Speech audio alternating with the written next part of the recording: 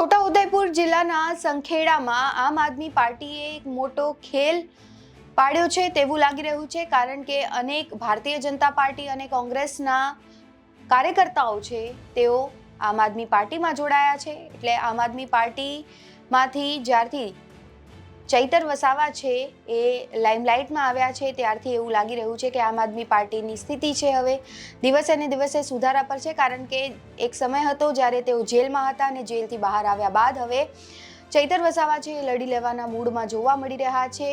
એક બાદ એક હવે ભરતી મેળો જાણે આમ આદમી પાર્ટીમાં શરૂ થયો હોય તેવું લાગી રહ્યું છે અને આશરે 200થી વધુ કાર્યકર્તાઓ છે ભાજપના અને કોંગ્રેસના તે આમ આદમી પાર્ટીમાં જોડાયા હોવાનો દાવો છે એ પણ કરવામાં આવી રહ્યો છે। સંખેડા ખાતે આમ આદમી પાર્ટીના ધારાસભ્ય ચૈતર વસાવાની જાહેર સભામાં મોટું રાજકીય ગાબડું પડ્યું। ભાજપના ગઢ ગણાતા આ વિસ્તારમાં ચૈતર વસાવાની સભામાં કોંગ્રેસ અને ભાજપના 200 જેટલા કાર્યકરો આપમાં જોડાયા। આ સભામાં ખેડૂતોના મુદ્દા અને બરોડા ડેરીના કથિત કૌભાંડનો મુદ્દો છે એ ઉગ્ર રીતે ઉઠાવવામાં આવ્યો। આપના ધારાસભ્ય ચૈતર વસાવાએ સભામાં ખેડૂતોને પડતી મુશ્કેલીઓ અંગે સરકાર પર આકરા પ્રહારો કર્યા અને કહ્યું છે કે ખેડૂતોને કપાસ અને મકાઈના ટેકાના ભાવ મળતા નથી, કેનાલોમાં સિંચાઈનું પાણી પણ ખેડૂતોને નથી મળતું। બીજી બાજુ બરોડા ડેરીમાં ભરતી કૌભાંડનો આક્ષેપ કર્યો છે અને ચૂંટણી લડવાની જાહેરાત પણ કરી છે।